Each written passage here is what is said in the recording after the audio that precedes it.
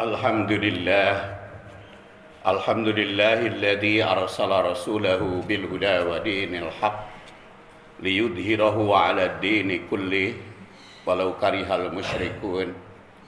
Asyhadu an la ilaha illallah wahdahu la syarikalah wa asyhadu anna Muhammadan 'abduhu wa rasuluhu alladzi la nabiyya ba'dah walau karihal kafirun. Allahumma fasalli ala Muhammadin nabil karim wa ala alihi wa sahbihi wa man tabi'ahu ila yaumi yub'atsun. Amma ba'du fa ya ibadallah usikum bitaqwallah faqad fazal muttaqun. Qala ta'ala fil Qur'anil Karim, a'udzu billahi minasy syaithanir rajim. Ya ayyuhalladzina amanu taqullaha haqqa tuqatih wa la tamutunna illa wa antum muslimun. Sidang Jumat rahimakumullah, khatib senantiasa berwasiat takwa kepada jamaahnya, dan saya pun sekarang mengajak untuk selalu meningkatkan ketakwaan kepada Allah. Dalam hal ini berkaitan dengan bagaimana meneladani Rasul di dalam beribadah. Di kalangan sahabat juga sering muncul perbedaan cara memahami Rasul di dalam beribadah. Ada yang bersemangat penuh sehingga menghabiskan waktu dan peluangnya kecuali untuk ibadah mahdhah, ibadah ritual. Ibadah mahdhah itu adalah ibadah yang aturan, waktu, dan segalanya telah ditetapkan oleh Al-Quran atau Sunnah Rasul. Ada juga memang mementingkan berkaitan dengan kehidupan sosial muamalat. Ya, ada pula yang seimbang.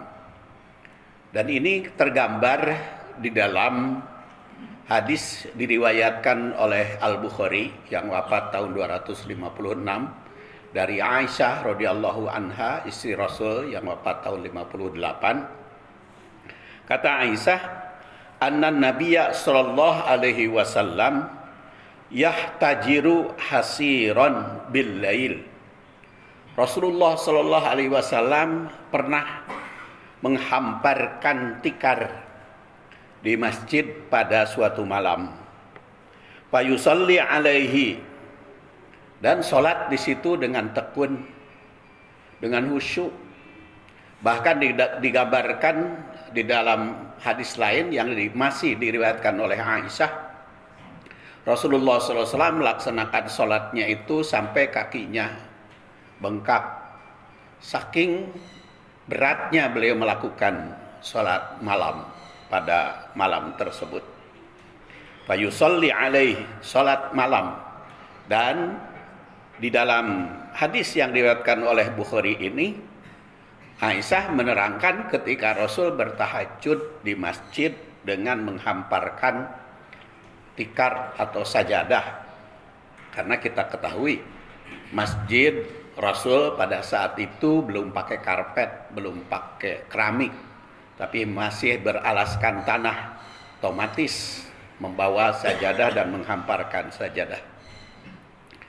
Dan wayabsutuhu bin nahar, beliau juga di siang harinya sering di masjid, berada di masjid, duduk-duduk di masjid, fayajlis alaihi, di masjid itu, faja'alan nas, sehingga manusia atau para sahabat berkhusyuk ingin meniru Rasulullah sallallahu alaihi wasallam, yasubuna ila nabi sallallahu alaihi wasallam, mengikuti Rasul sallallahu alaihi wasallam, fayusallun, dan salat bersama Rasul, bisolatihi, seperti apa yang dilakukan oleh Rasul, hatta kasura, sehingga makin lama makin banyak jamaah itu yang ikut kepada Rasul berada di masjid baik malam maupun siang hari. Saking banyaknya, maka Rasul kasaru fa'aqbala, maka Rasul menghadap kepada sahabatnya. Faqala, dan beliau bersabda, ya ayyuhan nas, wahai manusia, khudu minal a'mal ambillah dari amal perbuatan, dari ibadah, ma tutikun, apa yang kamu mampu yang tidak memberatkan. Fa innallaha, sungguhnya Allah, la yamallu, tidak akan merasa bosan oleh ibadahmu dengan amal yang sesuai dengan kemampuan dan kesempatan itu. Hatta tamallu, bahkan kalian sudah merasa bosan, Allah tidak akan bosan menerima ibadah itu. Wa inna ahabbal a'mal, sesungguhnya amal yang paling dicintai Allah, ilallah, paling dicintai oleh Allah, madama, apa yang rutin dilakukan, apa yang continue, apa yang istiqomah, rutin dilakukan. Wa in qalla, walaupun sedikit. Sidang Jumat rahimakumullah, hadis ini memberikan gambaran bagaimana Rasul beribadah, bahkan ditandaskan oleh riwayat lain, masih riwayat Bukhari, oleh Aisyah. Ketika Aisyah bertanya, "Ya Rasulullah, kenapa engkau lakukan ibadah seperti itu? Bukankah qad taqaddama ghafarallahu ma taqaddama min danbika wa ma ta'akhkhar." Bukankah Allah sudah mengampuni dosamu, baik yang sebelum maupun sesudahnya? Kenapa engkau lakukan seperti itu? Maka Rasul menjawab, apakah tidak termasuk saya ini orang yang bersyukur? Jadi ibadah Rasul bukan pamrih, tapi karena syukur kepada Allah Subhanahu wa ta'ala. Dan ini juga karena syukur kepada Allah Subhanahu wa ta'ala sehingga beribadah, baik siang maupun malam. Tapi karena semakin banyak sahabat itu yang meniru, yang mengikuti Rasul Shallallahu Alaihi Wasallam, maka di sini poin yang kedua menegur Rasul, hei para sahabat, ibadah itu bukan memaksakan diri, bukan gerebeg ces banyak tapi hilang berikutnya, tetapi ibadah itu yang rutin, yang terus menerus. Maka itu teguran Rasul. Teguran yang ketiga, Rasul khawatir apa yang dipraktekkan oleh para sahabat itu menimbulkan kewajiban. Padahal tidak wajib, siang maupun malam di masjid itu tidak ada kewajiban. Yang diperintahkan adalah sholat berjamaah di masjid. Kalau berada di masjidnya tidak ada kewajiban. Jadi kalau Rasul pada saat itu memang ada sesuatu hal yang sangat perlu bagi dia, maka Rasul menegur. Kemudian ditandaskan di situ dikatakan, khudu minal a'mal matutikun. Ambillah amal itu yang mampu kamu lakukan secara rutin. Jadi jangan mengpeng. Dan ini tentu saja dipraktekkan di dalam segala aspek kehidupan. Yang rutin itu lebih bagus dibanding dengan yang kakapengan. Kemudian di sini dikatakan inna ahabbal a'mal ilallah, amal yang paling baik, paling dicintai oleh Allah adalah madama, apa yang rutin. Wa in qalla, makin sedikit. Jadi ada gambaran pertama prinsip moderasi di dalam ibadah. Jadi ibadah itu bukan hanya yang sifatnya ritual, ibadah mahdoh saja, tapi melekat di dalamnya ibadah sosial, kehidupan dengan masyarakat. Dan hadis ini sedang saya bahas di pengajian Masjid Al-Muhajirin, yaitu judulnya perempuan dalam timbangan syariah. Karena di situ digambarkan ada perempuan yang tekun beribadah, tapi jelek kepada tetangga, dan ada juga yang perempuan itu bagus kepada tetangga, tetapi ritualnya tidak begitu banyak, dan itu dinilai oleh Rasul, dan bukunya sedang dibahas halaman 132 halaman.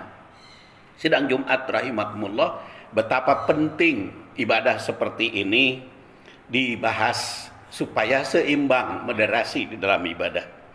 Itu prinsip yang pertama. antara ibadah ritual dengan sosial itu harus dua-duanya dipraktekkan. Dan duribat alaihimul maskanah, bisa menimbulkan kemiskinan, kemadorotan, illa bihabli minallah wa habli minannas, kecuali apabila dua-duanya dilakukan, baik hubungan baik dengan Allah maupun hubungan baik sesama manusia. Jadi prinsip yang kedua, keseimbangan spiritual dengan sosial. Dan di dalam situasi spiritual dan sosialnya itu, khudu minal a'mal ma tutiqun, baik yang ritual harus matutikun, demikian pula yang sosial matutikun, jangan sampai sosial juga menghabiskan kepentingan diri sendiri. Kemudian poin yang ketiga di sini ditandaskan, Allah Subhanahu wa taala tidak akan bosan dengan yang rutin. Jadi boleh jadi ibadah yang dilakukan itu rutin seperti itu saja, tidak bertambah, tidak berkurang, tapi tetap Allah tidak akan merasa bosan. Lakukanlah sesuai dengan kemampuan itu. Kemudian psikologi ibadah itu konsentrasinya adalah kuantitasnya seimbang dengan kualitas, tetapi harus diseimbangkan kualitasnya lebih baik. Jangan hanya kuantitas, tapi kualitas juga harus baik di dalam segala aspek kehidupan. Termasuk juga menjawab tantangan dalam hidup. Karena sedang zaman modern ini banyak tantangan yang harus dihadapi, banyak masalah yang harus diselesaikan. Maka kita harus sadar ada kepentingan ritual. Sholat duha kita lakukan, atau sholat isyraq, atau sholat awabin, istilahnya boleh awabin, boleh duha, boleh isyraq, itu sama dilakukan di pagi hari. Padahal kan itu banyak kegiatan, antara terbit matahari sampai tergelincir matahari itu kan banyak kegiatan, banyak pekerjaan. Tapi sisihkan untuk menghadap kepada Allah Subhanahu wa taala secara ritual. Jadi di dalam kesibukan sosial apapun di zaman modern ini, kehidupan ritual harus tetap terjaga pada Allah Subhanahu wa taala.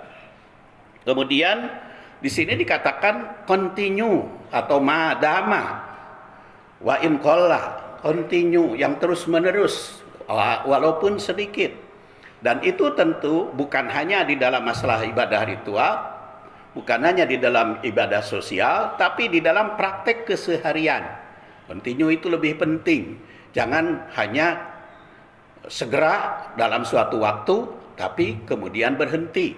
Itu adalah tidak baik. Baik itu di dalam thalab ilmu, mempelajari. Yang paling baik istilahnya itu 3 kali 1 itu lebih baik daripada 1 kali 3. 3 jam 1 kali, lebih baik 3 kali tapi 1 jam 1 jam.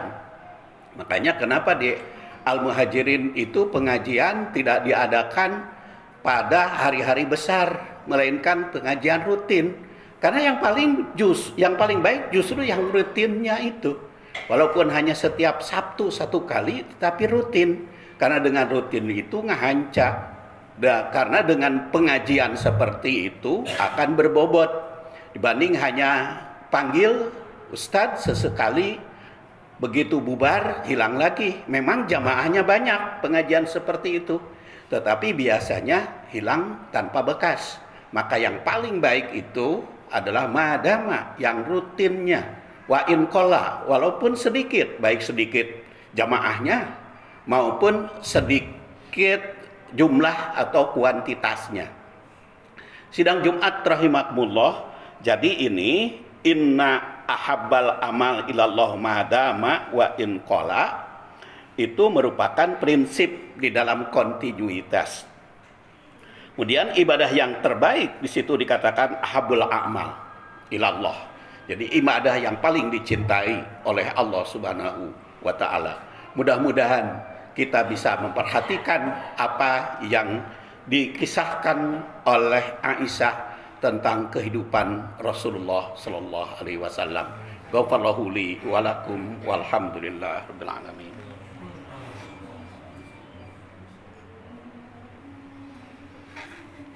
Alhamdulillahi wa kafa wassalatu wassalamu ala nabil mustafa wa ala ahli sidki wal wafa asyhadu an la ilaha illallah wahdahu la syarikalah wa asyhadu anna muhammadan abduhu wa rasuluh alladzi la nabiyya ba'dah.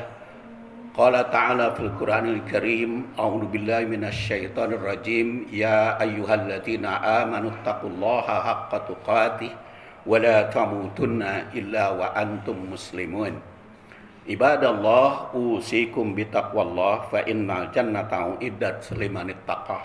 Sidang Jumat rahimakumullah, hadis Rasulullah sallallahu alaihi wasallam dari Aisyah menyatakan anna nabiyya sallallahu alaihi wasallam kana yahtajiru hasiran bil lail fayusalli alaihi wa yabsutuhu bin nahar fayajlis alaihi faja'ala an-nasu yasubuna ila nabi sallallahu alaihi wasallam fayusalluna bi salatihi hatta kasur fa aqbala faqala ya ayuhan nas khudu minal a'mal ma tutikun fa innallaha la yamallu hatta tamallu wa inna ahabbal amal ilallah ma dama wa in qala. Kalau kita lihat hadis yang saya uraikan di khutbah pertama itu ada beberapa poin yang patut kita garis bawahi. Pertama, prinsip moderasi di dalam ibadah. Jadi bukan rutin bukan banyaknya tetapi sesekali, tapi dilakukan secara pertengahan sesuai kemampuan. Kedua, seimbang antara ibadah ritual atau ibadah mahdhah dengan ibadah sosial. Yang ketiga, Allah tidak akan bosan dengan yang rutin. Maka kita jangan menganggap kalau saya itu saja tidak ganti-ganti rutin, tidak perlu menyangka seperti itu, walaupun hanya mengeluarkan 5.000 atau 10.000, tapi rutin di dalam sedekah itu tetap Allah Subhanahu wa taala tidak akan bosan. Maka silahkan lanjutkan saja. Kemudian yang keempat, di dalam ibadah itu konsisten, harus tetap dilakukan, jangan berhenti. Kemudian yang kelima adalah menjawab tantangan hidup. Jadi dalam kehidupan walaupun sesibuk apapun tetap konsentrasikan di dalam ibadah kepada Allah Subhanahu wa taala, jangan melupakan. Kemudian di dalam thalab ilmu pun itu prinsip bahwa lebih sering itu lebih baik, walaupun dibanding dengan sekali tapi banyak, tapi lebih sering walaupun sedikit itu lebih baik. Kemudian yang ketujuh adalah ibadah yang terbaik, yang dicintai oleh Allah adalah yang terus-menerus secara istiqomah, wa in qalla, walaupun sedikit. Marilah kita akhiri khutbah ini dengan memanjatkan doa kehadirat Allah Subhanahu wa taala. Allahumma salli wa sallim wa barik ala Muhammadin wa ala alihi wa sahbihi ajmain. Allahumma inna nas'aluka imanan kamila wa ilman nafi'a wa amalan salihan mutaqabbala. Allahumma ighfir lana wa liwalidina wa lil mu'minina yauma yaqumul hisab.